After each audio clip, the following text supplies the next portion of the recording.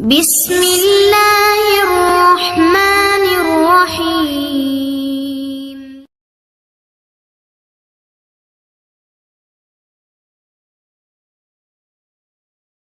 الحمد لله رب العالمين والصلاة والسلام على أشرف الأنبياء والمرسلين نبينا محمد وعلى آله وأصحابه أجمعين أما بعد.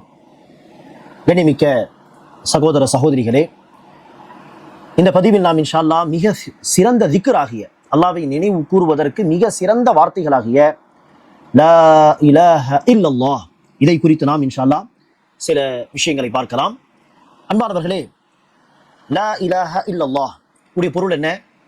அல்லாஹ்வை தவிர வணக்கத்திற்குரியவன் யாரும் இல்லை. இந்த வார்த்தைகள் தான் அல்லாஹ்வை நினைவு கூறுவதற்கு, திக்ர் செய்வதற்கு மிக சிறந்த வார்த்தைகள் என்று நபிகள் நாயகம் ஸல்லல்லாஹு அலைஹி வஸல்லம் அவர்கள் ஒரு ஹதீஸிலே சொல்கிறார்கள். அஃதலு திக்ரி லா இலாஹ இல்லல்லாஹ். மிக சிறந்த திக்ர் லா இலாஹ இல்லல்லாஹ் ஆகும். இன்னொரு செய்தியிலே, நானும் எனக்கு முன் சென்ற நபிமார்களும் சொன்ன மிக சிறந்த வார்த்தை என்று சொன்னால் லா இலாஹ இல்லல்லாஹ், வணக்கத்திற்குரியவன் அல்லாஹ்வை தவிர வேறு யாரும் இல்லை. எதற்காக இது மிக சிறந்த வார்த்தை என்று சொன்னால், இது அல்லாஹ் சுப்ஹானஹு வ தஆலாவுடைய மிக முக்கியமான பண்பாகிய அல்லாஹ் ஒருவன், அல்லாஹ் தனித்தவன், அல்லாஹ்வுக்கு இணை துணை யாரும் இல்லை என்கிற அந்த தௌஹீதை சொல்லக்கூடிய வார்த்தைகளாக இருக்கிறது. இந்த தௌஹீது தானே ஏகத்துவ கொள்கை. அல்லாஹ் ஒருவன் தான் வணக்கத்திற்கு தகுதியுள்ளவன், அவனை மட்டுமே வணங்க வேண்டும், அவன்தான் ஓர் இறைவன். இந்த கொள்கை தானே உலகம் படைக்கப்பட்ட நோக்கம், மனிதர்கள் படைக்கப்பட்ட நோக்கம். இதற்கு தான் இந்த ஷரியத், இந்த மார்க்கம், இந்த அமல், இந்த கொள்கை எல்லாமே. இந்த கொள்கையின் அடிப்படையில் தானே நாளை மறுமை நாளிலே விசாரணை நடத்தப்படும். இந்த கொள்கையின் அடிப்படையில் தானே நாளை மறுமை நாளிலே சொர்க்கம் நரகம் என்று தீர்ப்பு வழங்கப்படும். அப்படி இருக்க இந்த வார்த்தைகளுக்கு எவ்வளவு சிறப்பு அல்லாஹ் வைத்திருக்கிறான் என்று சொன்னால், காரணம் அந்த வார்த்தையோடு அந்த பொருள், அந்த கொள்கை தான் அடிப்படையே. லா இலாஹ இல்லல்லாஹ், அல்லாஹ்வை தவிர வணக்கத்திற்குரியவன் யாரும் இல்லை. நூஹ் அலைஹிஸ்ஸலாத்து வஸ்ஸலாம் அவர்கள் தன்னுடைய மகனுக்கு மரண தருவாயிலே உபதேசம் செய்தார்கள், மரண சாசனம் வசியத்து செய்தார்கள். சொன்னார்கள், நான் உனக்கு 2 விஷயங்களை கற்றுத்தருகிறேன், 2 விஷயங்களை கட்டளையிடுகிறேன், 2 விஷயங்களை விட்டு நான் உன்னை தடுக்கிறேன். அதை கடைபிடி, அதை பேணி நடந்து கொள் என்பதாக நூஹ் அலைஹிஸ்ஸலாம் தன்னுடைய மகனுக்கு வசியத்து செய்தார்கள். அதில் கட்டளையிட்ட ஒரு விஷயம் என்ன? லா இலாஹ இல்லல்லாஹ். லா இலாஹ இல்லல்லாஹ் என்கிற இந்த வார்த்தையை கொண்டு அல்லாஹ்வை அதிகமாக திக்ர் செய்.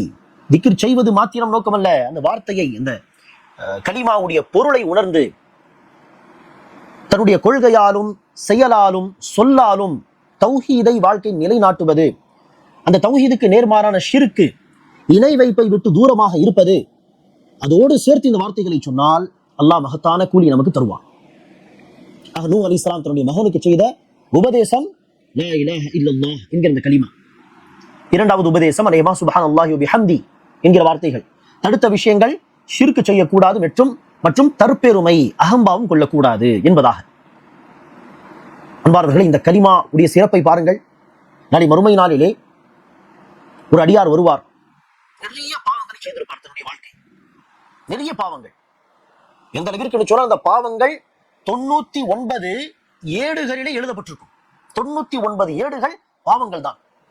சரி, அதில் ஒவ்வொரு ஏடும் பார்வை எட்டும் அளவுக்கு பெருசாக இருக்கும். அல்லாஹ் கேட்பான் அந்த அடியார் இடத்தில், இத்தனை பாவங்கள் செய்திருக்கிறாயே, 99 ஏடுகள், பார்வை எட்டும் அளவுக்கு தூரமாக இருக்கும் ஏடுகள், ஏதாவது நன்மையும் செய்திருக்கிறாயா? அவர் சொல்வார், இல்லையா அல்லாஹ். அல்லாஹ் சொல்வான், இல்லை, ஒரு நன்மை உண்டு, கொண்டு வாருங்கள் என்று சொல்ல மலக்குமார்கள் ஒரு சின்ன சீட்டு, ஒரு சின்ன சீட்டிலே லா இலாஹ இல்லல்லாஹ் கலிமா எழுதப்பட்டிருக்கும், அதை கொண்டு வருவார்கள். அவர் சொல்வார், அந்த அடியார் 91 பார்வை எட்டும் அளவுக்கு தூரத்தில் உள்ள 99 ஏடுகளுக்கு நிகராக இந்த ஒரு சீட்டு என்ன செய்யும்? அடுத்து அல்லாஹ் சுப்ஹானஹு வ தஆலா 99 பாவங்கள் எழுதப்பட்ட அந்த 99 ஏடுகள் ஒரு தட்டிலும், இந்த லா இலாஹ இல்லல்லாஹ் கலிமா எழுதப்பட்ட அந்த கார்டு ஒரு தட்டிலும் வைப்பான், அதுதான் கனமாக இருக்கும்.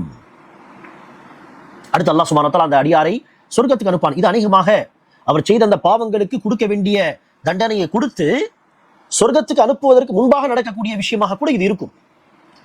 ஆனால் சொர்க்கத்தில் நுழைகிறார், இத்தனை பாவங்கள் செய்த பின்னரும் சொர்க்கத்தில் நுழைகிறார் என்றால் காரணம் என்ன? அந்த லா இலாஹ இல்லல்லாஹ் கலிமா தான், அந்த கொள்கை தான். ஆக மிக சிறந்த திக்ர் செய்வதற்கான வார்த்தை லா இலாஹ இல்லல்லாஹ். ஈமானுக்கு 70க்கு மேற்பட்ட கிளைகள் உண்டு.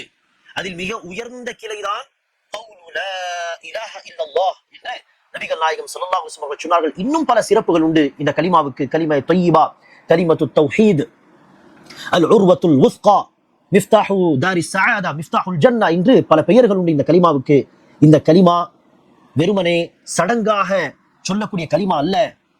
பொருள் அறிந்து இந்த கலிமாவுக்கு ஏற்ப கொள்கையாலும் செயலாலும் சொல்லாலும் நான் அல்லாஹ் ஒருவனை மட்டுமே வணங்கக்கூடியவனாக இருக்கிறேனா, அல்லது கொள்கையால் அல்லது செயலால் அல்லாஹ்வோடு பிறரை, இறந்து போன அவுலியாக்களை அல்லது மற்ற பல விஷயங்களை இணையாக்கக்கூடியவனாக இருக்கிறேனா என்று சுய பரிசோதனை செய்து பார்ப்பதோடு தௌஹீதில் உறுதியாக இருப்பதோடு இந்த வார்த்தைகளை சொன்னால்தான் அந்த சிறப்பு கிடைக்குமே தவிர கொள்கையாலும் செயலாலும் ஷிர்க் செய்துவிட்டு வெறுமனை வார்த்தையால் லா இலாஹ இல்லல்லாஹ் சொல்லி பிரயோஜனம் கிடையாது என்பதையும் நாம் விளங்கிக் கொள்ள வேண்டும். அல்லாஹ் சுப்ஹானஹு வ தஆலா நம் அனைவருக்கும் இறுதி மூச்சு வரை தௌஹீதில் உறுதியாக இருக்கக்கூடிய பாக்கியத்தையும், இந்த வார்த்தைகளை கொண்டு அதிகமாக அல்லாஹ்வை திக்ர் செய்து அளப்பரிய நன்மைகளை பெறுவதற்கான பாக்கியத்தையும் அல்லாஹ் நமக்கு தருவானாக. ஆமீன். அஸ்ஸலாமு அலைக்கும் வரஹ்மத்துல்லாஹி வபரகாத்துஹு.